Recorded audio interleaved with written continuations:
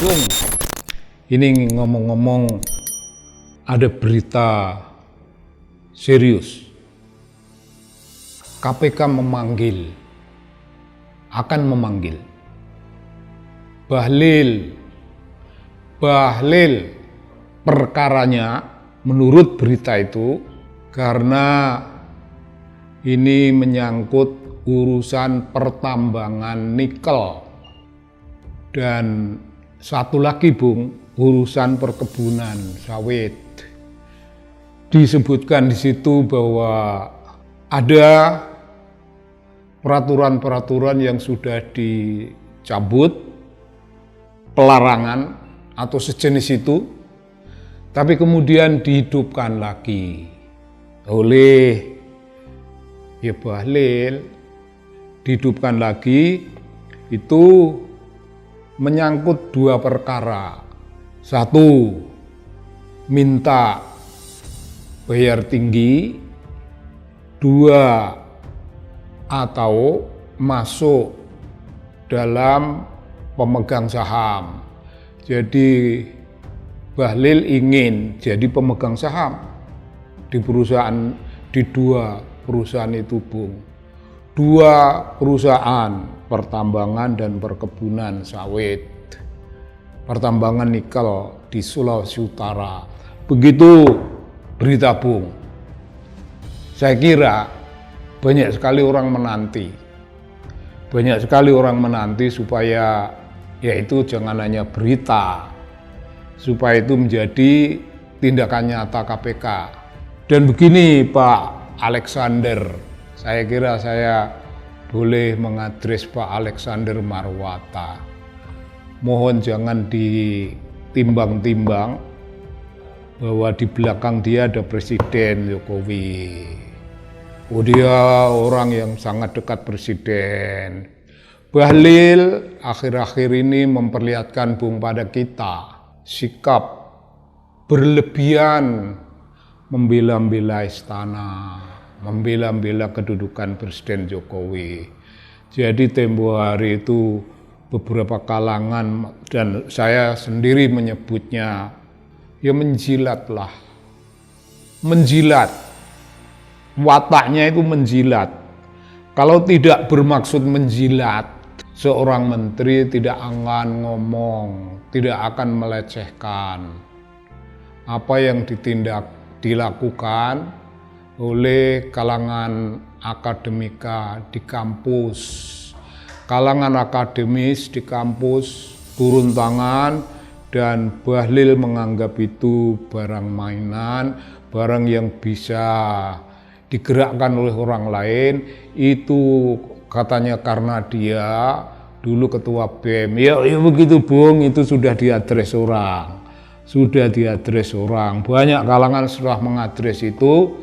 Nah, kalau sekarang Bahlil dipanggil KPK, bakal diperiksa, itu tidak jauh Bung. Tidak jauh urusannya dengan sikapnya terhadap dunia akademik itu tidak jauh, tidak memberi warna yang terlalu berbeda dibanding dengan sikapnya dalam urusan dengan KPK kali ini, urusan dengan pertambangan dan urusan dengan perkebunan kelapa sawit. Tidak berbeda kenapa?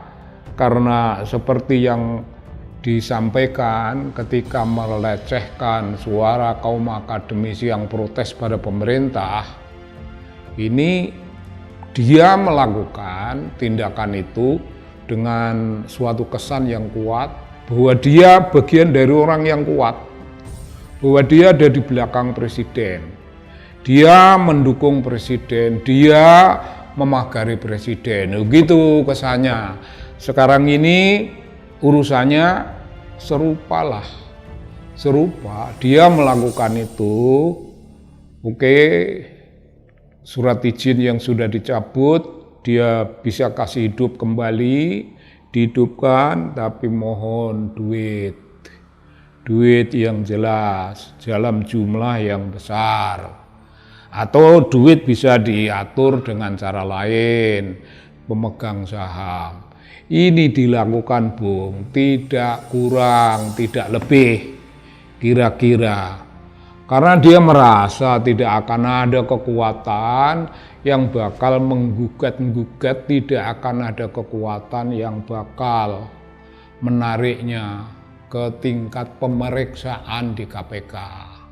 Ya kalau KPK memeriksa itu pemeriksaan sekedar membuktikan lebih dulu apakah cukup ada data penyimpangan hukum, apakah ada cukup tanda-tanda pelanggaran. Nah, kalau cukup dilakukanlah tindakan lebih lanjut dan ya saya mengharapkanlah. Saya mengharapkan hal itu akan terjadi, penyimpangan itu akan dibuktikan, ada pelanggaran dan biar saja Bung, biar saja dia merasakan. Dalam situasi sekarang ini ketika rakyat ya prihatin lah. Ya rakyat prihatin melihat tingkah laku politik yang berhubungan dengan pemilu yang demikian memperlihatkan begitu banyak penyimpangan. Begitu banyak Bung, kecurangan. Dan suara akademi, suara rakyat lah, suara kaum akademisi itu suara rakyat, itu suara hati nuraninya bangsa. Bangsa kita punya hati nurani dan bersuara lewat kekuatan-kekuatan macam itu antara lain. Selebihnya lewat kaum seniman, selebihnya lewat kaum aktivis, selebihnya lewat dunia jurnalisme, selebihnya melalui kekuatan-kekuatan orang-orang yang memiliki kekuatan dalam bidang sosial media, mereka yang bergulat di sosial media. Banyak Bung representasi dari suara moralitas bangsa, banyak representasinya banyak, dan itu tidak bisa diabaikan.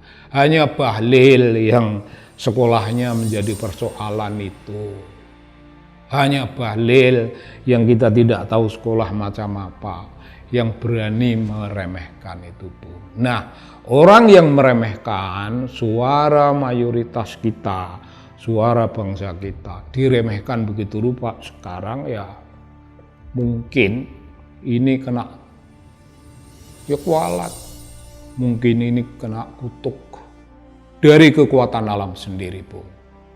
Kena kutuk dari kekuatan alam. Ya rasakan saja. Kita menanti agar ya janganlah di kalangan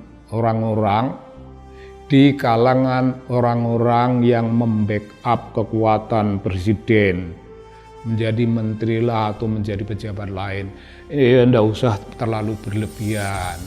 Dan kalau membela presiden juga membela pada proporsi yang cukup rasional, jangan berlebih-lebihan. Menunjukkan Anda bagian dari orang yang kuat, bagian kekuatan yang sedang berkuasa. Oh nggak bisa Bung.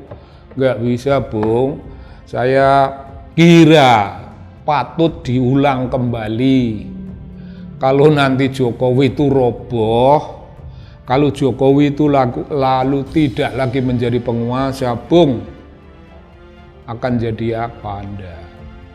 Yang menjilat-jilat itu, yang membela berlebihan macam Bahlil itu, ya begitu Bung. Dan tempo hari itu Bung, sebelum coblosan itu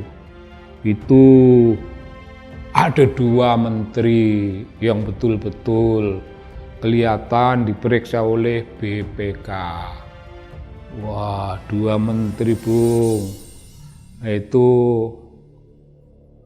menteri dari Golkar, Erlangga, satu lagi menteri dari PAN, Julhas, itu diperiksa BPK dan tiba-tiba dihentikan begitu saja, dihentikan oleh proses terjadinya pemilu, coblosan dan kesibukan itu dihentikan. Kira-kira ya karena mereka itu suaranya Presiden Jokowi, karena mereka itu bagian dari kekuatannya Presiden Jokowi, maka mereka dihentikan. Selama mereka masih mau membackup Jokowi, selama mereka masih membackup urusan keluarga, oh mereka kayaknya dibikin aman, kayaknya dibikin persoalannya masih mengambang. Tapi Bung, bersamaan dengan Bahlil bakal dipanggil KPK ini, kira-kira ya kita begitu, kita nantikanlah. Jangan Bahlil sendiri yang dipanggil, kalau ada ya 2 orang itu juga dipanggil, diselesaikan urusannya, yang 2 orang urusannya dengan BPK, yang 1 orang dengan KPK, tapi ada KPK satu lagi tempo hari itu orang bernama Bowo, yang menggunakan sekitar 24.000 amplop berisi uang untuk membeli suara. Dan orang itu di KPK ditanya menyebutkan dia tidak sendiri, tapi di belakang dia ada Nusron Wahid. Bung, jadi kira-kira segitu banyak yang berurusan dengan KPK itu sudah ada 2 orang, dan bagaimana urusannya dengan Nusron itu urusan KPK. Saya kira begitu Bung, saya kira begitu. Pokok persoalan penting, mendesak yang hari ini menjadi tema perbincangan kita, menjadi urusan kita. Saya berbicara tentang apa yang berlebihan, dan saya berbicara pula tentang konsekuensi dari sikap politik berlebih-lebihan akan mendatangkan sesuatu yang tidak diduga-duga, barangkali itu namanya kutukan.